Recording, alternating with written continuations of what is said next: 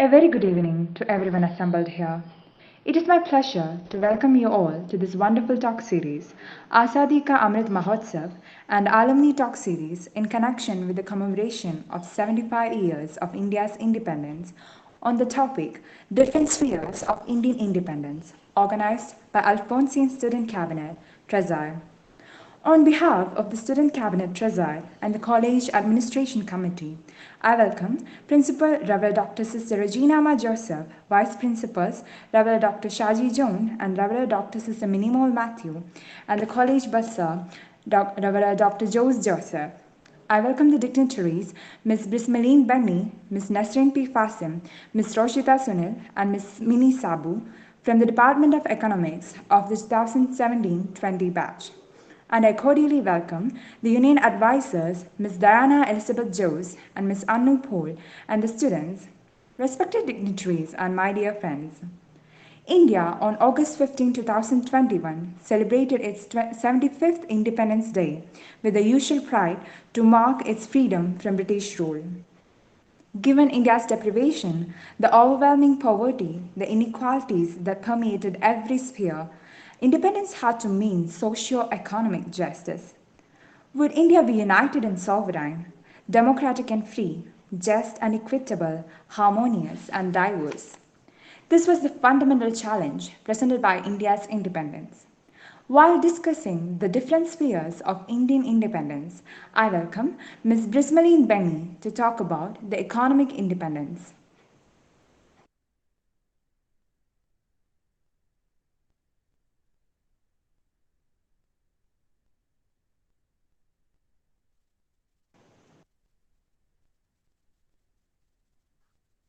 Fresh evening to all. Hope you're all safe and doing good. First of all, let me thank Alfonso College and its faculty members for considering us, for giving us an opportunity to talk about various aspects of Indian independence. So, as we celebrate Independence Day, we can feel an aura of national pride, the heart of every Indian brimming with love, respect, and unity. But as we celebrate a country's birthday this month, with trains of Vande Mataram playing in the background, one cannot overlook at the throbbing thought: is India really independent? Did our forefathers sacrifice their lives for this country's freedom, only to know that we would be caught by corruption years later? It's high time we take a stand on this. The prestigious Forbes magazine list of world's richest people fortunately made room for 140 Indian billionaires with a combined net worth of $596 billion. This is greater than the majority state's GDP of the United Nations. At the same time, in the same India, we have 363 million people living below the poverty line. And sorry, it's not the World Bank or UN's poverty line of $1.25 a day, but the Indian poverty line, which in rural area is 26 rupees a day. In other words, a line grown so close to a funeral pyre.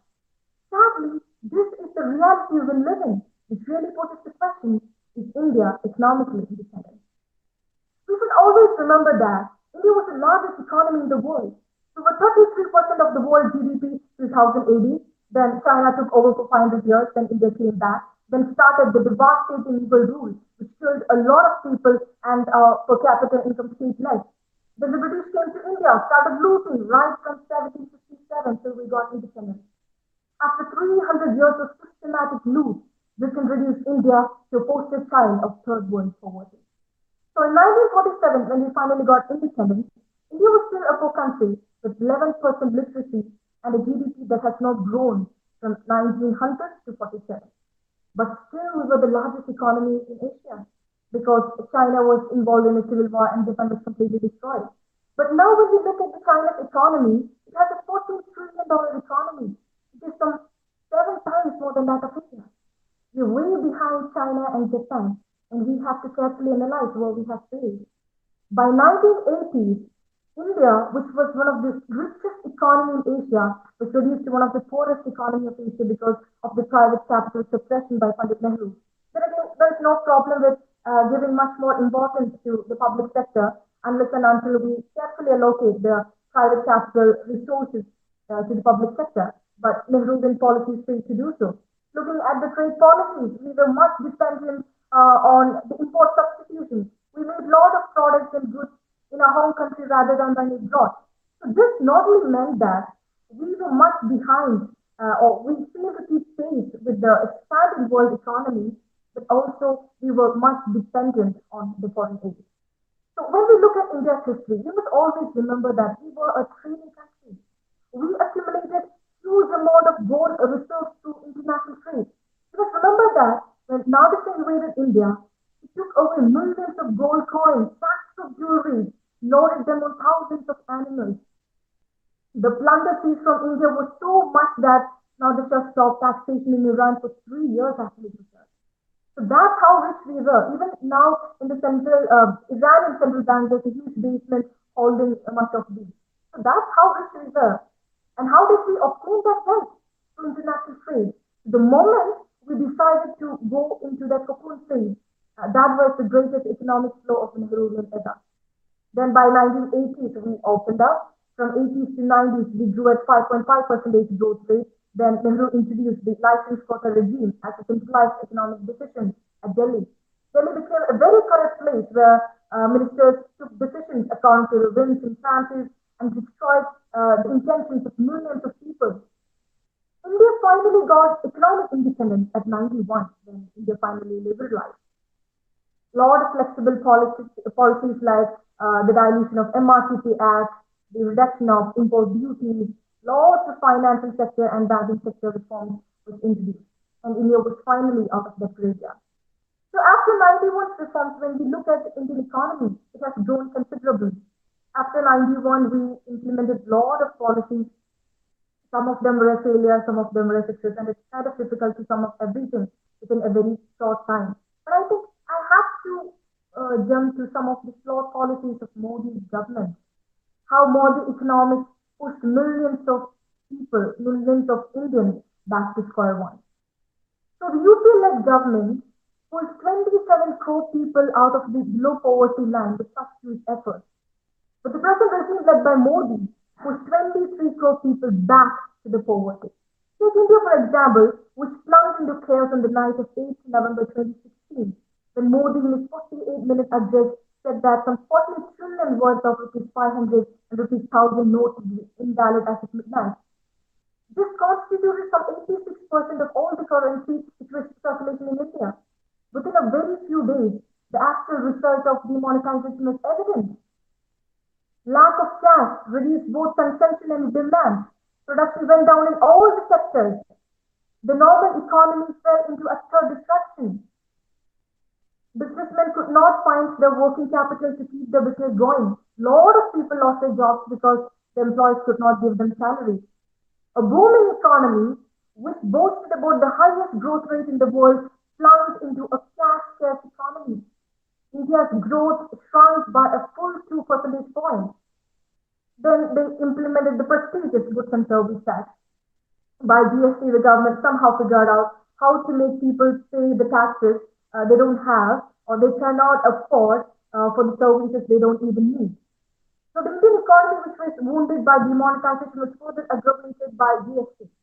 Then again, we can see how the government recklessly spent 3,000 crore on the statue of unity. If alone they spent a few crores on building a few hospitals, I don't think a lot of people could have lost their lives during this pandemic. Then again, we can see the implementation of Central Vista projects when millions of people are dying of starvation, hunger, and all these pandemic and everything is going on. And I don't seriously know how Mr. Modi's government is going to make India a $5 trillion economy. When we look at the GDP growth rate, there is a 24% reduction in the growth rate even before the pandemic hit. Then the Indian economy has contracted to a 7.3 percentage, the greatest contraction since independence. Crude oil prices are going up. As a result, the prices of essential commodities are also going up. The life of an ordinary Indian citizen is becoming living hell, let alone the poorest of poorest, which India has in plenty. And with all this economic ruin, we have to remember that BJP has built itself as one of the wealthiest political parties in India by far. As a progressive Indian, I should dream of an independent India, a new India, based on the values we embarked on the liberalization in the 91. I can dream of an India which stand on their own feet. Economic progress and development is so important to pull the people out of the poverty.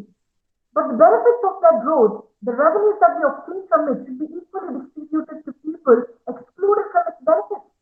The magic of the market will not appeal to people who cannot afford to enter the market. You must never speak of India shining without asking whom India is shining for.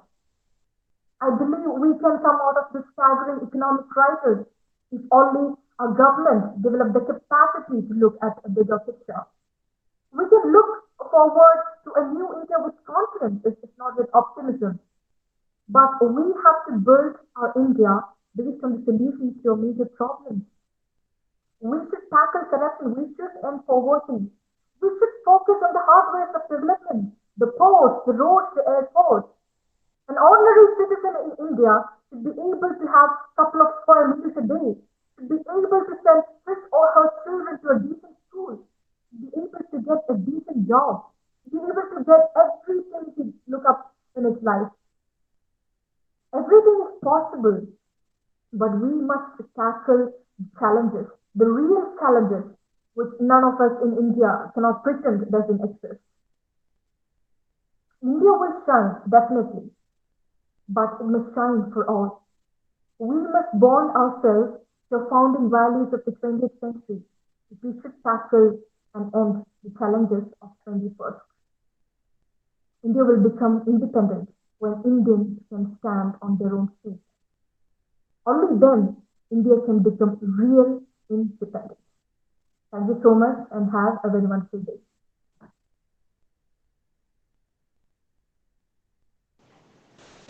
Thank you, ma'am, for your wonderful speech. Now I would like to invite Ms. Roshita Sunil to share her thoughts on the position of women.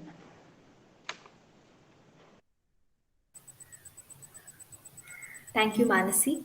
Good morning, good evening, all. Let me focus on the aspect position of women post independence.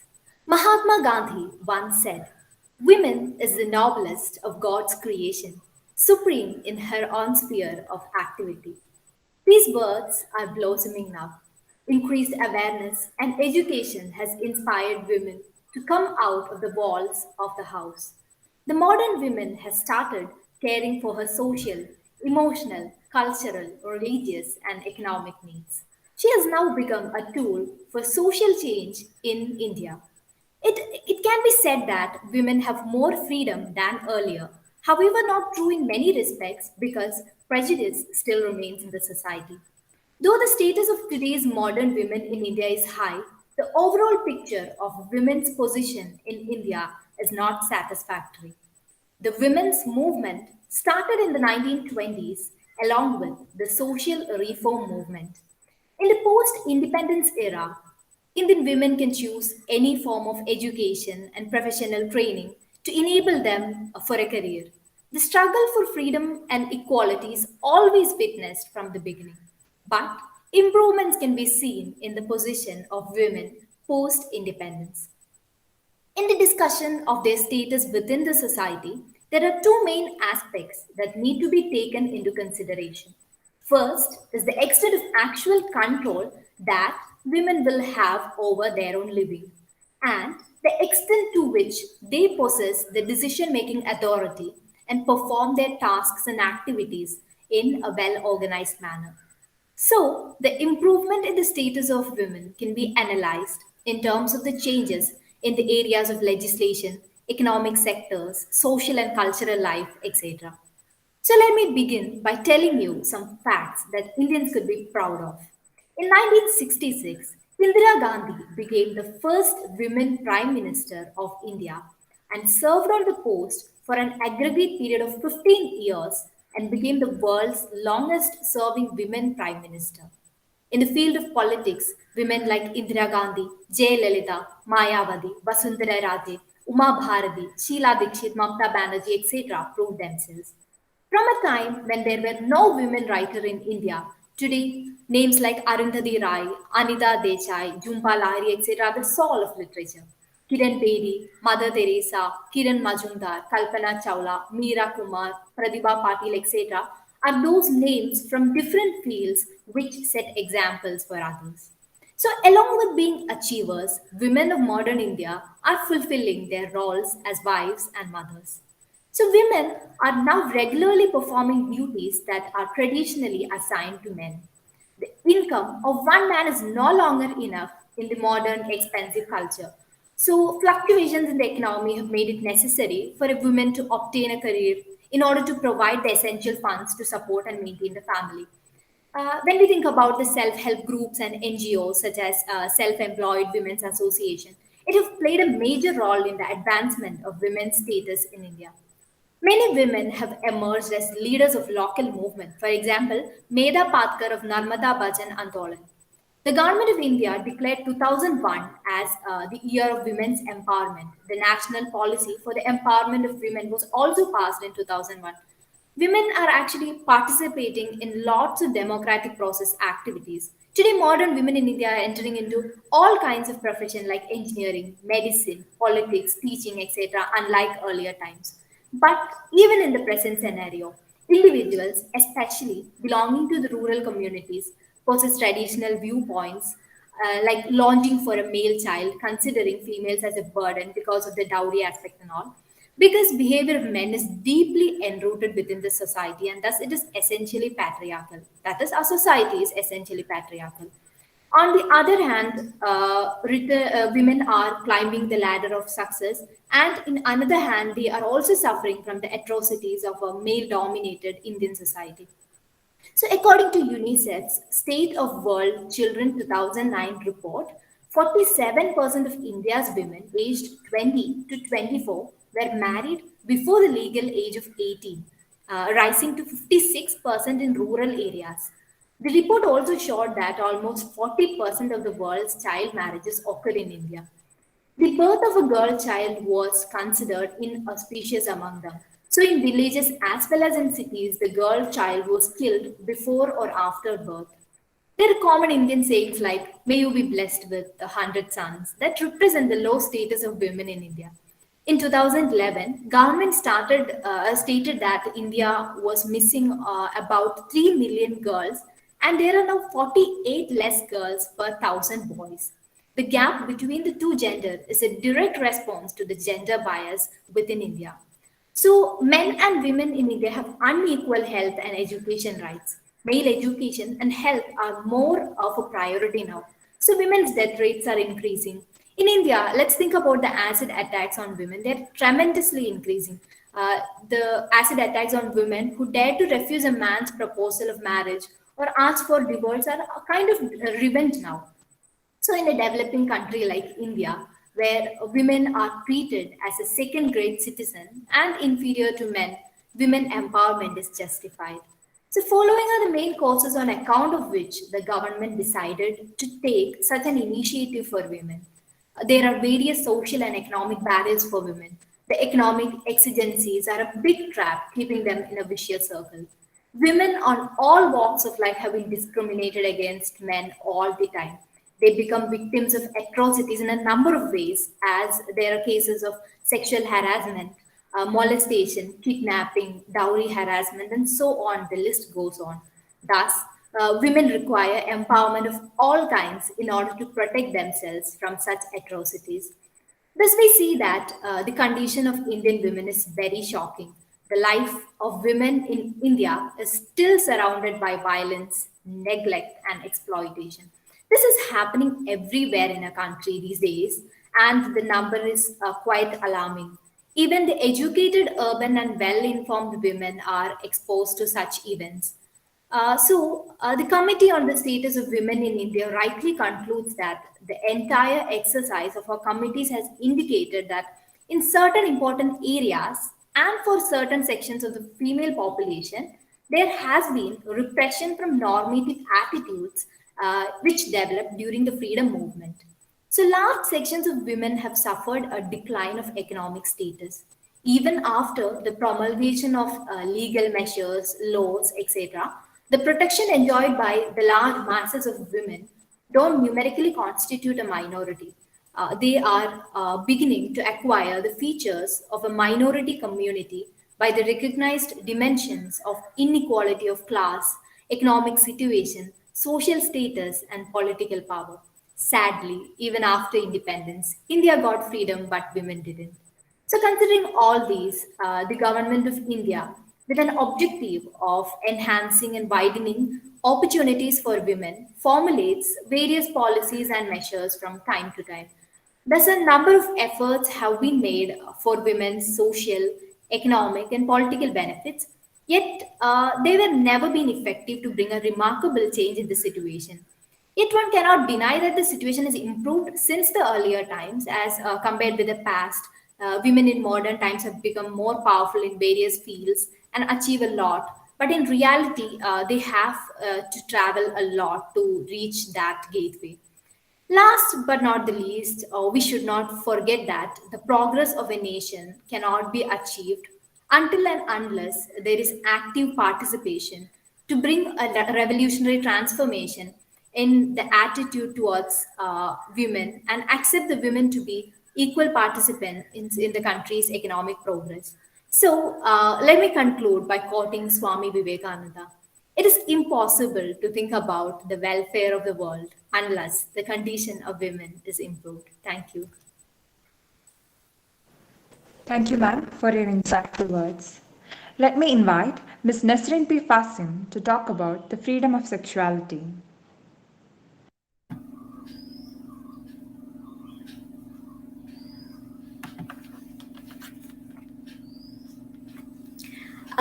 Seventy 5 years of independence ആഘോഷങ്ങളുടെ ഭാഗമായി Alphonsa college നടത്തി വരുന്ന alumni talk സീരീസിൽ ഇന്ന് ഞാൻ സംസാരിക്കാൻ ഉദ്ദേശിക്കുന്നത് freedom of സെക്ഷുവാലിറ്റിയെ പറ്റിയാണ്. ആദ്യം തന്നെ എല്ലാവർക്കും നമസ്കാരം. നമുക്കറിയാം, ഇന്ത്യക്ക് സ്വാതന്ത്ര്യം ലഭിച്ച് 75 വർഷങ്ങൾ പിന്നിടുമ്പോഴും ലിംഗസമത്വത്തിന്റെ പ്രാധാന്യത്തെക്കുറിച്ച് നമ്മൾ വാതോരാതെ കൊട്ടിഘോഷിക്കുമ്പോഴും ഇന്നും ഇന്ത്യയിൽ വേണ്ട വിധത്തിൽ ചർച്ച ചെയ്യപ്പെടുകയോ വേണ്ടത്ര പ്രാതിനിധ്യം ലഭിക്കാത്തതോ ആയ ഒരു ടോപ്പിക്കാണ് ഫ്രീഡം ഓഫ് സെക്ഷുവാലിറ്റി എന്നുള്ളത്. സ്വതന്ത്ര ചിന്താഗതിയുടെ ദൗർബല്യവും ഇന്ത്യൻ മിഥ്യാ സാംസ്കാരിക ധാരണകളും മൂലം തങ്ങളിൽ നിന്നും വ്യത്യസ്തരായ ജെൻഡർ ഐഡന്റിറ്റിയിൽ ഉള്ളവരെ മനുഷ്യരായി പോലും കൺസിഡർ ചെയ്യാൻ ഇന്നും ഇന്ത്യൻ സൊസൈറ്റിയിലെ പല ആളുകളും മടിക്കുന്നു എന്നുള്ളത് ഒരു വസ്തുതയാണ്. വർദ്ധിച്ചു വരുന്ന LGBTQI കമ്മ്യൂണിറ്റിക്കെതിരെയുള്ള ഓരോ അതിക്രമങ്ങളും ഇത് തന്നെ സൂചിപ്പിക്കുന്നുമുണ്ട്. ഹെട്രോസെക്ഷുവാലിറ്റിയെ വളരെ നോർമലൈസ് ചെയ്ത് കണ്ടുവരുന്ന ബൈനറി അഥവാ ആണും പെണ്ണും മാത്രമാണ് ഈ ലോകത്തിൽ എക്സിസ്റ്റ് ചെയ്യുക എന്ന് വിശ്വസിക്കുന്ന ഈ ഒരു സമൂഹത്തിന്റെ കാഴ്ചപ്പാട് അപ്പാടെ മാറിയാൽ മാത്രമേ എന്തെങ്കിലും ഒരു ചേഞ്ച് നമുക്ക് കൊണ്ടുവരാൻ സാധിക്കുകയുള്ളൂ. ഫസ്റ്റ് ഓഫ് ഓൾ, സെക്സ് എന്താണ്, ജെൻഡർ എന്താണ് എന്ന് മനസ്സിലാക്കാനുള്ള ആ ഒരു ബാലപാഠം തന്നെ ഇന്നും ഇന്ത്യൻ സമൂഹത്തിലെ പല ആളുകൾക്കുമില്ല. Sex is actually something which is assigned at birth.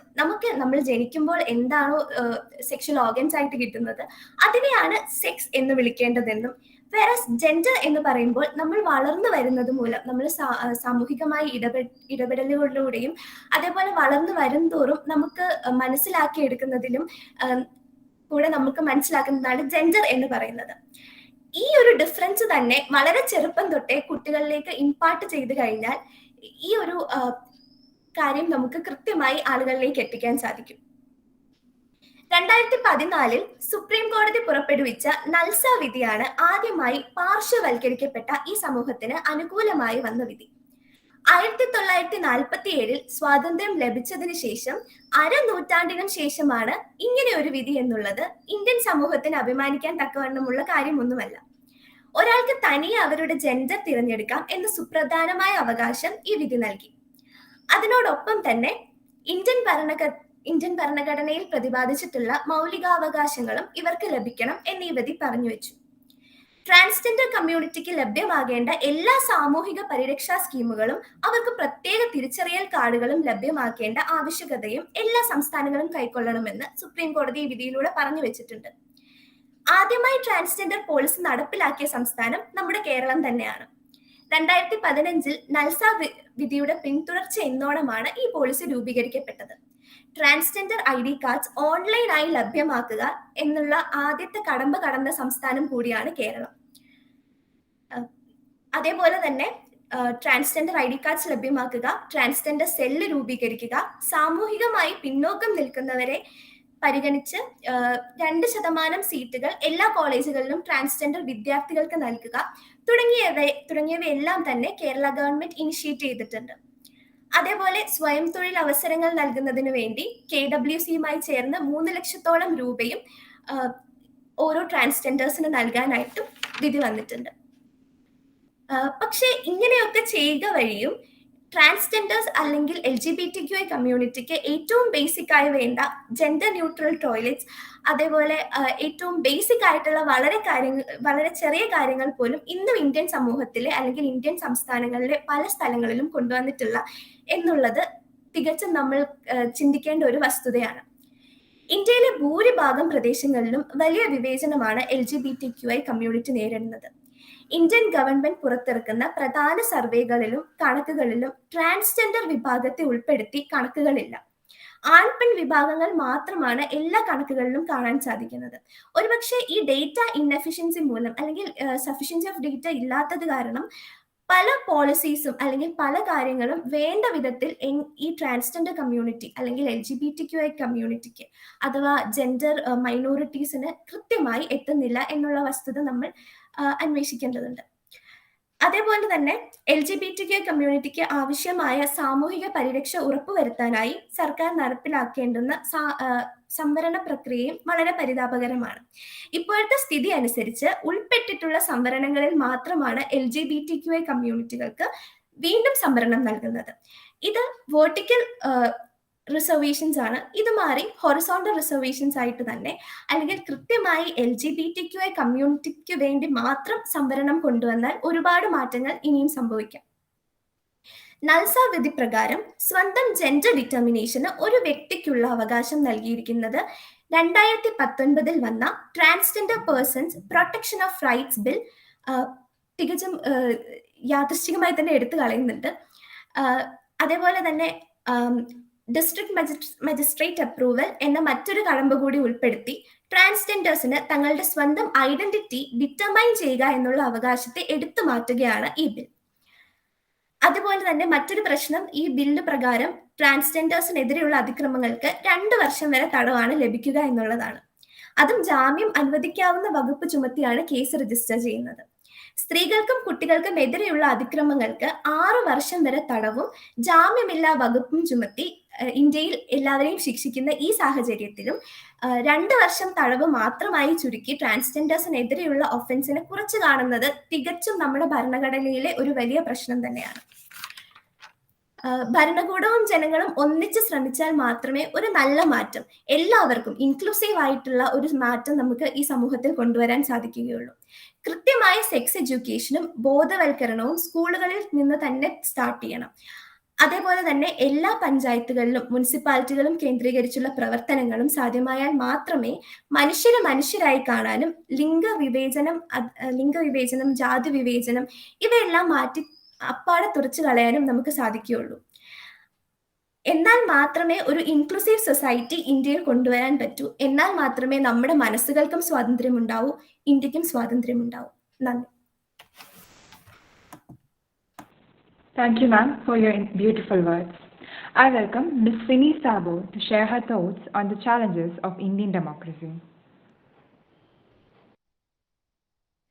എല്ലാവർക്കും നമസ്കാരം. ഗ്രീക്ക് കവിയായ CP കവാഫി എന്ന് പറയുന്ന ഒരു എഴുത്തുകാരൻ, ഒരു കവിയുണ്ട്. അദ്ദേഹത്തിന്റെ വെയിറ്റിംഗ് ഫോർ ബാർബേറിയൻസ് എന്ന് പറയുന്ന ഒരു കവിതയുണ്ട്. നമ്മളുടെ സംസ്കൃതി പോരാ, അതുകൊണ്ട് നമ്മുടെ സംസ്കൃതിയെ തച്ചുടയ്ക്കണം എന്ന് പറഞ്ഞുകൊണ്ട് ക്ഷണിച്ചു വരുത്തിയ ബാർബേറിയന്മാരെ കാത്ത് നഗര ചത്വരത്തിൽ കാത്തിരിക്കുന്ന ഒരു ജനതയുടെ കഥ വിളിച്ചു പറയുന്ന ഒരു കവിതയാണ്. ഈ ഒരു കവിതയും നമ്മുടെ ഇന്ത്യൻ സമൂഹത്തിന്റെ സമകാലിക പ്രശ്നങ്ങളെയൊക്കെ എടുത്തു കാട്ടിക്കൊണ്ട് സച്ചിദാനന്ദൻ മാഷ് മുണ്ടാളന്മാർ എന്ന് ഈ കവിത മൊഴിമാറ്റം ചെയ്തെടുക്കുന്നു. ആ കവിതയിലെ കുറച്ച് വരികൾ ഇങ്ങനെയാണ്: അവർ വരുമെന്ന് നമുക്കുറപ്പാണ്, അവർ വരുമെന്ന് നമുക്കുറപ്പായിരുന്നു, അവരെ എതിരേൽക്കുന്നവരുടെ വിഗ്രഹങ്ങൾ നാം ഒന്നൊന്നായി തച്ചുടച്ചു. അവരെ എതിരേൽക്കാൻ കുഞ്ഞുങ്ങളുടെ രക്തം നിറച്ച പാനപാത്രങ്ങളുമായി നാം നഗര തലസ്ഥാനത്ത് കാത്തിരുന്നു. അധികമൊന്നും വിശദീകരണങ്ങളോ വ്യാഖ്യാനങ്ങളോ ഒന്നും വേണ്ടാതെ ഇന്ത്യയുടെ സമകാലിക പ്രശ്നങ്ങളെ എല്ലാം വിളിച്ചോതുന്ന ഒരു കവിതയാണ് സച്ചിദാനന്ദൻ മാഷ് അന്ന് എഴുതി വെച്ചത്. സ്വാതന്ത്ര്യം മരിക്കുന്നത് എവിടെയാണ്? എവിടെയാണ് ഇന്ത്യൻ സ്വാതന്ത്ര്യം വെല്ലുവിളികൾ നേരിടുന്നത് എന്ന് ചിന്തിച്ചപ്പോ പെട്ടെന്ന് ഓർമ്മ വന്ന ഒരു ഈസോപ്പ് കഥയുണ്ട്. ഒരു കുതിരയുടെയും ഒരു മാനിന്റെയും കഥയാണ്. ഒരു കുതിരയും മാനും ഭയങ്കരമായിട്ട് വഴക്കുണ്ടാക്കുകയാണ്. ഭയങ്കരമായിട്ട് അവർ തമ്മിൽ അടിയാണ്, വഴക്കാണ്. അവസാനം കുതിരയുടെ വേഗതയും മാനിന്റെ കൊമ്പും തമ്മിൽ ശരിയാവില്ല എന്ന് മനസ്സിലായപ്പോ കുതിര ഒരു നായാട്ടുകാരനെ സമീപിച്ച് ചോദിക്കുകയാണ്, കുറച്ച് പ്രശ്നമാണ്, ആ മാനിനെ ഒന്ന് വകവരുത്താൻ എന്നെ സഹായിക്കണം. നായാട്ടുകാരൻ പറഞ്ഞു, ശരി, സമ്മതിച്ചു, ആ മാനിനെ നമുക്ക് വകവരുത്താം, പക്ഷേ ഒരു ജീനിയും ഒരു കടിഞ്ഞാണും കൂടി നിന്നെ ഞാൻ ധരിപ്പിക്കുമെന്ന് പറഞ്ഞു. അപ്പൊ കുതിര ഓക്കെ പറഞ്ഞു, ശരിയെന്ന് പറഞ്ഞു. അങ്ങനെ ജീനിയും കടിഞ്ഞാണും ധരിപ്പിച്ച ആ കുതിരയുടെ മുകളിൽ ഇരുന്നു കൊണ്ട് നായാട്ടുകാരൻ മാനിനെ പോയി തോൽപ്പിക്കുകയാണ്, കീഴടക്കുകയാണ്, നായാടി പിടിക്കുകയാണ്. കുതിര പറഞ്ഞു, ശരി, നമ്മുടെ കരാറ് കഴിഞ്ഞു, ഇനി ഈ ജീനിയും കടിഞ്ഞാണും എന്റെ ബോളിൽ നിന്ന് ഒന്ന് ഊരി മാറ്റാൻ പറഞ്ഞപ്പോ നായാട്ടുകാരൻ പറയുന്നുണ്ട്, കുഴപ്പമില്ല, അത് ഇനി അവിടെ ഇരുന്നു കൊള്ളട്ടെ. ഈ കഥ എഴുതി വെക്കുന്നത് ഇറ്റലിയില് മുസോളനി ഇറ്റലിയെ പിടിച്ചടക്കുന്ന ഒരു സമയത്താണ് ഈ ഈസോപ്പ് കഥ രചിക്കുന്നത്. അന്ന് വിക്ടർ ഇമാനുവൽ മൂന്നാമൻ എന്ന് പറയുന്ന ഇറ്റലിയുടെ ഭരണാധികാരി, ആ ഒരു രാജാവ് സ്വന്തം നാട്ടില് ഭീകരവാദികൾ കടന്നു കയറിയപ്പോൾ അവരിൽ നിന്നും നാടിനെ രക്ഷിക്കണമെന്ന് പറഞ്ഞ് മുസോളനിയെ വിളിച്ചു വരുത്തിക്കൊണ്ട് അവിടെയുള്ള ജനങ്ങളെ രക്ഷിക്കണമെന്ന് പറയുകയാണ്. പക്ഷേ മുസോളനിയും മുസോളനിയുടെ കരിങ്കുപ്പായ പടയാളികളും എല്ലാവരും കൂടി ചേർന്ന് ആ ഒരു ചരിത്രം തന്നെ തിരുത്തി എഴുതി അവസാനം ഇറ്റലിയെ പിടിച്ചടക്കുകയാണ്. അങ്ങനെയാണ് ഫാസിസം എന്ന് പറയുന്ന ആ ഒരു പദം പോലും ഉരുവിടുന്നത് അങ്ങനെയാണ്. അപ്പൊ ഇപ്രകാരം വിളിച്ചു വരുത്തിയ കുറെ അധികം പ്രശ്നങ്ങളെയും അല്ലെങ്കിൽ വിളിച്ചു വരുത്തി നമ്മൾ തന്നെ നേരിട്ട കുറെ അധികം പ്രശ്നങ്ങളും എല്ലാം കഴിഞ്ഞ് ഇന്ത്യ സ്വാതന്ത്ര്യമായപ്പോഴും ഇന്നും ചോദ്യം ചെയ്യപ്പെടുന്ന അല്ലെങ്കിൽ ഇന്നും നാം ഒക്കെ തർക്ക വിഷയമായി എടുക്കുന്ന ഒരു പ്രധാന വിഷയമാണ് ഇന്ത്യയുടെ സ്വാതന്ത്ര്യം ഇന്ന് നേരിടുന്ന വെല്ലുവിളികൾ എന്ന ഈ ഒരു ടോപ്പിക്. അപ്പം ഇന്ത്യയുടെ സ്വാതന്ത്ര്യം എന്ന് പറയുന്നത് അല്ലെങ്കിൽ ഇന്ന് ഈ ഒരു പ്ലാറ്റ്ഫോമിൽ ഇരുന്നുകൊണ്ട് ഞാനും നിങ്ങളും ഒക്കെ സംസാരിക്കുന്നത്, ഇത് പണ്ട് ഇങ്ങനെ അല്ലായിരുന്നു. പണ്ട് ഇത് സാധ്യമേ അല്ലായിരുന്നു. ഇന്ത്യയിൽ ഒരു ദേശീയ പ്രസ്ഥാനം വന്നതിന് ശേഷമാണ് നമ്മളൊക്കെ ഇങ്ങനെ തുറന്ന സംസാരവും തുറന്ന ജാഥകളും തുറന്ന പ്രകടനങ്ങളും ഒക്കെ ഏർപ്പെടുത്തി തുടങ്ങിയത്. അതിനു മുൻപ് വരെ പലതരത്തിലുള്ള കാരണം കൊണ്ട്, ജാതിയുടെയും മതത്തിന്റെയും പല ഭാഷയുടെയും പല വസ്ത്രത്തിന്റെയും ഒക്കെ കാരണങ്ങൾ കൊണ്ട് വഴിയിൽ പോലും നടക്കാൻ കഴിയാതിരുന്ന ആളുകളുടെ ഇടയിൽ നിന്നാണ് നമ്മൾ ഇങ്ങനെ ഒരു നേട്ടം കണ്ടുപിടിച്ചത്. കേരളത്തിലാണെങ്കിൽ നവോത്ഥാന പ്രസ്ഥാനത്തിന് ശേഷമാണ് ഈ പറയുന്ന കാര്യങ്ങളൊക്കെ സാധ്യമായി തുടങ്ങിയത്. അന്ന് 1828 രാജാറാം മോഹൻ റോയ് വിളിച്ചു പറയുന്നുണ്ട്, 3000-ലധികം ജാതികളും അതിലധികം ഉപജാതികളുമുള്ള ഈ ജനത ഒരിക്കലും ഇന്ത്യ എന്ന് പറയുന്ന ഒറ്റ വികാരം നമ്മുടെ ഇടയിൽ ഉണ്ടാകില്ല എന്ന് രാജാറാം മോഹൻ റോയ് പറഞ്ഞു വെച്ചു.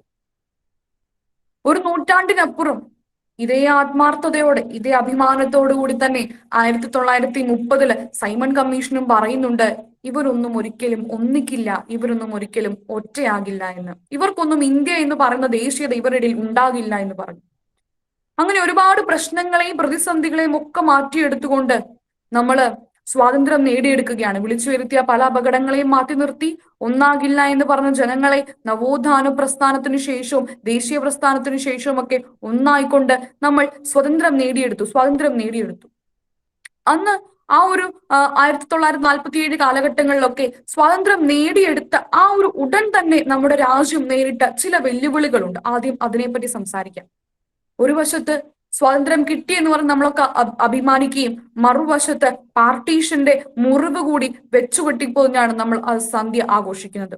അതുപോലെ തന്നെ വിഭജനവും പിന്നെ പല പ്രിൻസ്ലി സ്റ്റേറ്റും ഒന്നിപ്പിക്കാനുള്ള പ്രശ്നങ്ങൾ, ഈ ജനങ്ങളുടെ ഇടയിലേക്ക്, പല ഭാഷ സംസാരിക്കുന്ന ഈ ജനങ്ങളുടെ ഇടയിലേക്ക് ഇന്ത്യ എന്ന ഒറ്റ ബോധം കൊണ്ടുവരിക, ആ ഒരു പ്രശ്നങ്ങളൊക്കെ ഒരു വശത്ത് നാം നേരിട്ടുകൊണ്ടിരുന്നു.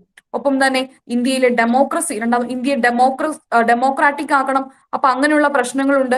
ജനങ്ങൾ ഒന്നിച്ചാവണം, എല്ലാ തരത്തിലും ഈക്വാലിറ്റി ജനങ്ങൾക്കിടയിലേക്ക് കൊണ്ടുവരണം, എല്ലാ രീതിയിലും ജനങ്ങളെ ഒന്നിപ്പിക്കണം എന്നുള്ള ഒരുപാട് വെല്ലുവിളികൾ നേരിട്ടപ്പോഴും അതൊക്കെയും ഒരു പരിധി വരെ മാറ്റിമറിച്ചുകൊണ്ടാണ് നമ്മൾ ഇന്ന് നിൽക്കുന്ന ഈ ഒരു സമയത്തേക്ക് വന്നത്.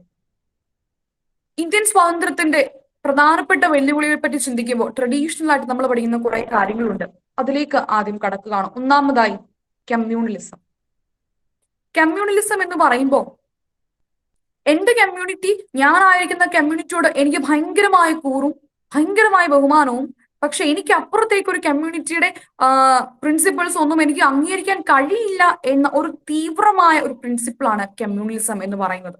ഈ ഒരു കമ്മ്യൂണലിസം കാരണം ഒരുപാട് പ്രശ്നങ്ങൾ നമ്മുടെ ഇന്ത്യയുടെ അകത്ത് നേരിട്ടു. 1992 ബാബറി മസ്ജിദിന്റെ പ്രശ്നം, 2002 ഗുജറാത്തിൽ ലഹള ഉണ്ടാവുന്നുണ്ട്, 2013 സെപ്റ്റംബർ മാസം നോർത്ത് ഇന്ത്യയിലെ ഹിന്ദു മുസ്ലിം പ്രശ്നങ്ങൾ നേരിട്ടുകൊണ്ടിരിക്കുന്നു. ഇങ്ങനെ ഒരു കമ്മ്യൂണലിസമാണ് ഒന്നാമതായിട്ടും നമ്മുടെ ഇന്ത്യ ഇപ്പോഴും നേരിട്ടുകൊണ്ടിരിക്കുന്ന പ്രധാനപ്പെട്ട പ്രശ്നം. രണ്ടാമതായി പറയുമ്പോൾ റീജിയണലിസം. നമുക്കറിയാം, ഒരു ഇൻസൈഡർ ഔട്ട്സൈഡർ എന്നൊരു രീതിയാണ്. ഞങ്ങളുടെ റീജിയൻ, ഒരു വ്യക്തി അയാളുടെ റീജിയനോട് അല്ലെങ്കിൽ അയാളുടെ പ്രദേശത്തോട് കാണിക്കുന്ന അമിതമായ താല്പര്യം ഇന്ത്യക്കാണ് വെല്ലുവിളി. അത് ആന്റി പീപ്പിൾ ആണ്, ആന്റി ഇന്ത്യയാണ്, ആന്റി നേഷൻ ആണ്, എല്ലാം. കാരണം അവർക്ക് അവരുടെ റീജിയൻ ആണ് പ്രധാനം. അതിനപ്പുറത്തേക്ക് ഒരു ഒറ്റപ്പെട്ട ദേശീയത അവർ ആഗ്രഹിക്കുന്നില്ല. ഉദാഹരണമായി പറയുകയാണെങ്കിൽ തമിഴ്നാട്ടിലെ DMKയും പഞ്ചാബിലെ അകാലിദളും ആന്ധ്രാപ്രദേശിലെ തെലുങ്കു ദേശവും ആസാമിലെ ആസാം ഗാന പരിഷത്തും ഒക്കെ നടത്തി വന്നതും ഇത് തന്നെയാണ്. അവർക്ക് കുറച്ചധികം പവർ വേണം, അവരുടെ റീജിയന് കുറച്ചധികം പവർ വേണം. അവർക്ക് നേഷൻ എന്നോ ഇന്ത്യ എന്നുള്ള ഒരു കോൺസെപ്റ്റ് ഇല്ല. അപ്പം ഇതും നമ്മുടെ ഇന്ത്യ നേരിടുന്ന ഒരു പ്രധാന പ്രശ്നം തന്നെയായിരുന്നു. പിന്നെ നമ്മളിപ്പോ പറഞ്ഞു കഴിഞ്ഞാൽ ജെൻഡർ ഡിസ്ക്രിമിനേഷൻ, സ്ത്രീയും പുരുഷനും മാത്രമല്ല, ട്രാൻസ്ജെൻഡർ എന്ന വിഭാഗം കൂടി നമുക്കിടയിലുണ്ട്. ഇപ്പം സ്ത്രീകൾക്ക് ഭരണഘടനയിലെ 108ാമത് ഭേദഗതിയിൽ കൃത്യമായി പറയുന്നുണ്ട്, ഒരു 30% മുകളിൽ സ്ത്രീകൾക്ക് പാർലമെന്റിൽ റിസർവ്ഡ് ആണ് സീറ്റ്. പക്ഷെ ഇന്നും നമ്മൾ ഈ കഴിഞ്ഞ ഇലക്ഷൻ നോക്കിക്കഴിഞ്ഞാൽ എത്ര സ്ത്രീ സ്ഥാനാർത്ഥികളാണ് നമുക്ക് മുമ്പിലുള്ളത്. അതുപോലെ ട്രാൻസ്ജെൻഡേഴ്സിനെ പറ്റി പറയുമ്പോൾ നമ്മൾ അടുത്തിടെ അനന്യ എന്ന് പറയുന്ന ട്രാൻസ്ജെൻഡർ യുവതിയുടെ മരണം നമ്മൾ പറഞ്ഞപ്പോൾ ഒരുപാട് ഇന്റർവ്യൂസ് അതിനെപ്പറ്റി ഞാൻ കാണാനിടയുണ്ടായി. അപ്പൊ അവരൊക്കെ പറയുന്നത് ഇങ്ങനെയാണ്, കേരളത്തിൽ ജീവിക്കാൻ പറ്റാഞ്ഞിട്ടാണ് ഞങ്ങൾ ബാംഗ്ലൂരിലേക്ക് പോയത്, അവിടെ കുറച്ചുകൂടി നമുക്ക് ഇതിന് ഫ്രീഡത്തോടെ ജീവിക്കാൻ കഴിയും. അപ്പൊ എവിടെയാണ്, ആർക്കാണ് ശരിക്കും നമ്മൾ സ്വതന്ത്രനാണ്? ഇപ്പം എന്റെയും നിങ്ങളുടെയും ഒക്കെ ഈ ഒരു കംഫർട്ട് സോൺ നോക്കുമ്പോൾ നമുക്ക് കോളേജിൽ പോകാം, നമുക്ക് പഠിക്കാം, നമുക്ക് ഇഷ്ടമുള്ളതൊക്കെ ചെയ്യാം. പക്ഷെ ഈ ഒരു കംഫർട്ട് സോണിന് അപ്പുറത്തേക്ക് ചിന്തിച്ചു കഴിയുമ്പോൾ ഞാനും നിങ്ങളും ഒക്കെ ശരിക്കും സ്വതന്ത്രരാണോ? നമ്മൾ ചിന്തിച്ചിട്ട് കൂടി ഇല്ലാത്ത പല കാര്യങ്ങളും നമുക്ക് അപ്പുറം നേരിടേണ്ടതായിട്ട് വരും. ഞാൻ ഇപ്പൊ പറഞ്ഞ ഈ കമ്മ്യൂണലിസം, നക്സലിസം ഉണ്ട്, ടെററിസം ഉണ്ട്, പിന്നെ പല റിലീജിയൻ, പല ലാംഗ്വേജിന്റെ ഒക്കെ പേരിൽ ഒരുപാട് പ്രശ്നങ്ങൾ. നമ്മുടെ ഇന്ത്യ ഇത്രയും ഡിവൈഡ് ചെയ്ത് തന്നെ ലിംഗ്വിസ്റ്റിക് ആയിട്ടുള്ള പ്രോബ്ലംസ് ഒക്കെ കാരണമാണ് ഇന്ത്യ ഇപ്പോഴും ഇത്രയും അധികം ഡിവൈഡ് ചെയ്ത് പോയിട്ടുള്ളത്. അന്ന് പോട്ടി ശ്രീരാമനും ഒക്കെയുള്ള ഒരുപാട് രക്തസാക്ഷികളുടെ ഒരു സംഭാവന കൂടിയാണ് ഇപ്പൊ നമ്മൾ ഇങ്ങനെയൊക്കെ ഒന്നിച്ച് നിൽക്കുന്നത്. അപ്പൊ എത്ര ഡിവൈഡ് ആണെങ്കിലും വി ദ പീപ്പിൾ ഒറ്റയാണ്, നമ്മൾ ഒന്നിച്ചാണെന്ന് പറയുന്ന ആ ഒരു ദേശീയത ഇന്നും നമ്മളുടെ ജനങ്ങൾക്കുണ്ട്. പക്ഷെ ഈ പറയുന്ന ട്രഡീഷണൽ ആയിട്ടുള്ള കാര്യങ്ങൾ അല്ലാതെ തന്നെ ഒരുപാട് ഡൈനാമിക് ആയിട്ട് ഇന്നത്തെ സൊസൈറ്റിയിൽ നടക്കുന്ന ഒരുപാടധികം കാര്യങ്ങൾ നമുക്ക് ഇപ്പോൾ ചർച്ച ചെയ്യേണ്ടതായിട്ട് വരും. ലക്ഷദ്വീപിന്റെ കാര്യം നമുക്ക് എടുക്കാം. വളരെ സമാധാനത്തോടെ ജീവിച്ച ഒരു കൂട്ടം ആളുകൾക്ക് വീണ്ടും അവർക്ക് ഒട്ടും അംഗീകരിക്കാൻ കഴിയാത്ത ഒരു ജനകീയ വിരുദ്ധമായ പല നിയമങ്ങളും ഇപ്പൊ അവിടേക്കിടയിലേക്ക് അടിച്ചേൽപ്പിക്കപ്പെടുകയാണ്. നമ്മൾ അതുപോലെ തന്നെ പുതിയ ഗവൺമെന്റിന്റെ IT ആക്ട് നമ്മൾ കണ്ടു. ഗവൺമെന്റിന് ഒന്നും പറയാൻ നമുക്ക് കഴിയില്ല. EIA വന്നപ്പോ, എൻവയോൺമെന്റ് ഇമ്പാക്ട് അസസ്മെന്റ് ആക്ട് വന്നപ്പോ അതിൽ ഞാൻ ശ്രദ്ധിക്കുകയുണ്ടായി, പ്രതിപക്ഷം പറയുന്ന ഒരു കാര്യത്തിനെ പോലും അംഗീകരിക്കാതെ ഒറ്റയടിക്ക് തന്നെ ഈ നിയമം പാസ്സാക്കുന്ന ഒരു ഭരണകൂടം. അതുപോലെ തന്നെ പൗരത്വ നിയമ ഭേദഗതി ബില്ല് വന്നപ്പോ ആസാമിലെ ജനങ്ങൾ അതിനെതിരെ ഭയങ്കരമായിട്ട് പ്രതിഷേധം അറിയിച്ചപ്പോ അവിടെ നെറ്റ് കണക്ഷനൊക്കെ നിർത്തിവെച്ച ഒരു ഭരണകൂടം. അതുപോലെ കഴിഞ്ഞ ലക്ഷദ്വീപിന്റെ ഒക്കെ പ്രശ്നങ്ങളെയൊക്കെ പറ്റി സാമൂഹ്യ മാധ്യമങ്ങൾ നമ്മൾ പോസ്റ്റുകൾ ഇടുമ്പോൾ നമുക്കറിയുന്ന നമ്മുടെ കേരളത്തിൽ ഒരു കവിയുടെ ട്വിറ്റർ അക്കൗണ്ട് പോലും ബാൻ ചെയ്യാണ് ഇത്ര മണിക്കൂറിലേക്ക്. അങ്ങനെ ഒരു രീതിയിൽ ഇതൊക്കെ നടന്ന കാര്യങ്ങളല്ല. ഇതൊന്നും ഇവിടെ ഇങ്ങനെ അല്ലായിരുന്നു. ഇതൊക്കെ ചൈനയിൽ ഇങ്ങനെയൊക്കെ ആയിരുന്നു. അതായത് അവർക്ക് അതിനെ ആർക്കും ഒന്നും സംസാരിക്കാൻ കഴിയില്ല എന്ന രീതിയായിരുന്നു. അപ്പൊ ഇങ്ങനെയുള്ള ഒരുപാട് ഡൈനാമിക് ആയിട്ടുള്ള പ്രശ്നങ്ങൾ നമ്മൾ ഇന്നും നേരിടുകയാണ്. ഒരുപാട് പ്രൈവറ്റൈസേഷനുകളും നമുക്ക് ഒരിക്കലും അംഗീകരിക്കാൻ കഴിയാത്ത നിയമങ്ങളും ഒക്കെ ഇന്ന് ഒരു തരത്തിൽ ഒരു സൈഡിൽ വി ആർ ഓക്കെ, നമ്മൾ ഓക്കെയാണ്. പക്ഷെ അടുത്ത സൈഡിലേക്ക് ചിന്തിക്കുമ്പോൾ ഇങ്ങനെയുള്ള ഒരുപാട് കാര്യങ്ങൾ, നമുക്കിപ്പോൾ കർഷകരുടെ പ്രശ്നം അറിയാം. കർഷകർ എത്രയോ നാളുകളായി സമരം ചെയ്തുകൊണ്ടിരിക്കുകയാണ്. അവർക്ക് വേണ്ടിയുണ്ടാക്കിയ നിയമം അവർക്ക് ആവശ്യമില്ലെങ്കിൽ പിന്നെ അത് ആർക്കു വേണ്ടിയാണ്? അപ്പൊ ഇങ്ങനെ ഒരു വിഭാഗം ജനങ്ങൾ ഇന്നും സ്വതന്ത്രരല്ല, അവർക്കൊന്നും സ്വാതന്ത്ര്യം കിട്ടിയിട്ടേ ഇല്ല. അപ്പൊ ചുരുക്കി പറഞ്ഞു കഴിഞ്ഞാൽ നമ്മൾ നിൽക്കുന്ന കംഫർട്ട് സോൺ മാത്രമല്ല, അതിനപ്പുറത്തേക്ക് ഒരു വേൾഡ് ഉണ്ട്. അപ്പൊ അതിനപ്പുറത്തേക്ക് ഒരു ലോകമുണ്ട്. അവിടെയുള്ള നമ്മുടെ ഇന്ത്യയെ പറ്റി ഇന്ന് ഒരുപാട് രാജ്യങ്ങൾ ഇന്ത്യ ഇങ്ങനെയാണ് അങ്ങനെയാണെന്നൊക്കെ പറയുമ്പോഴും ഉള്ളിലെല്ലാം ഓക്കെ ആണെന്ന് പറയുന്ന സച്ചിൻ ടെണ്ടുൽക്കറോടും പറഞ്ഞു, ഇന്ത്യയിലെ കാര്യങ്ങൾ ഞങ്ങൾ നോക്കിക്കൊള്ളാം എന്ന് പറയുകയാണ്. വെറുതെയാണ്, നമ്മുടെ എല്ലാ കാര്യങ്ങളും ഇന്ന് പുറം ലോകം അറിയുകയാണ്. അപ്പോൾ ഈ ഇന്ത്യയെ നമ്മൾ നോക്കിക്കഴിയുമ്പോൾ ഒരുപാട് നൂറ്റാണ്ടുകൾ പിറകിലേക്ക് നമ്മൾ പോയോ എന്നൊരു ചോദ്യം നമുക്ക് മുൻപിൽ ഉണ്ടാകും. അപ്പൊ അതുകൊണ്ട് ഇന്ത്യൻ സ്വാതന്ത്ര്യ സമരം ശേഷം നമ്മൾ നേരിട്ട ഈ വെല്ലുവിളിയൊക്കെ നമ്മൾ പഠിക്കുന്നുണ്ട് ടെക്സ്റ്റ് ബുക്കിൽ. അത് ട്രഡീഷണൽ ആണ്, തിയറട്ടിക്കൽ ആണ്. പക്ഷെ ഇന്നും നമ്മൾ ഒരു അനലൈസ് ചെയ്ത് കഴിയുമ്പോൾ ഒരുപാട് പ്രശ്നങ്ങൾ മനസ്സിലാക്കാൻ കഴിയും. ഇവിടെ നമുക്ക് എന്ത് ചെയ്യാൻ കഴിയും? ജാമിയ മിലിയയിലെയും JNUവിലെയും ഒക്കെ കുട്ടികൾ വളരെ ശക്തമായി ഇതിനെ പ്രതിഷേധിക്കുന്നുണ്ട്. അപ്പൊ അതുപോലെ തന്നെ നിങ്ങൾക്കെതിരെ ഒരു പ്രശ്നം ഉണ്ടാകുമ്പോൾ ചോദ്യം ചെയ്യാൻ പഠിക്കുക, അതിനെതിരെ നിങ്ങൾ സംസാരിക്കുവാൻ പഠിക്കുക. അതിങ്ങനെയല്ല എന്ന് ഭരണകർത്താക്കളോടാണെങ്കിലും ആരോടാണെങ്കിലും തുറന്നു പറയാൻ പഠിക്കുക. ഒരു പരിധി വരെ നമുക്കതിനെ മാറ്റിയെടുക്കാൻ കഴിയും. ഞാൻ എന്റെ വാക്കുകൾ അവസാനിക്കുകയാണ്. ഒരു നാളെ എല്ലാവർക്കും നേരുകയാണ്. ഈ ഒരു അവസരം തന്ന, എനിക്ക് ഈ ഒരു വിഷയത്തെ പറ്റി സംസാരിക്കാൻ തന്ന ഈ ഒരു അൽഫോൺസൺ കോളേജ് ലൂമിനി ക്ലബിന് എല്ലാവർക്കും നന്ദി അർപ്പിച്ചുകൊണ്ട് നിർത്തുകയാണ്. Thank you. Thank you, ma'am, for your enlightening speech. Let's walk towards an India where Indians stand on their own feet, where women are equally independent, where humans, irrespective of their sexual orientation or gender identities, are considered equals, where gender neutrality is celebrated, where Indian nationalism is perpetuated among her children, where communalism, regionalism, gender discrimination, and privatization are questioned and the inevitable change is welcomed.